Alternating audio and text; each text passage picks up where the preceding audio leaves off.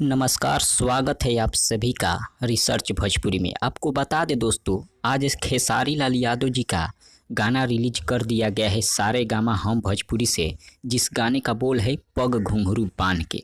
और इस गाने को बहुत ही ज़्यादा प्यार दुलार मिल रहा है लोगों का, और इसका जो व्यूज है बहुत ही तेज़ी से आगे बढ़ रहा है।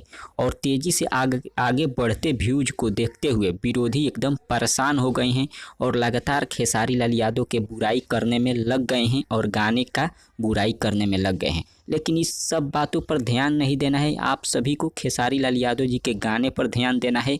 आपको बता दें, एक और खबर है, खेसारी लाल यादव जी एक बहुत ही बड़ी कंपनी से गाना लेकर आ रहे हैं, बॉलीवुड गाना, जिसका शूटिंग करने जर्मनी जा रहे हैं। जी हाँ, जर्मनी में उस गाने का शूटिंग होगा और भी बहुत सारे जगहों पर इस गाने को शूटिंग किया जाएगा, जो कि अभी का ब्रेकिंग न्यूज़ है। फिलहाल आप लोग जाकर गाने को सुनिए।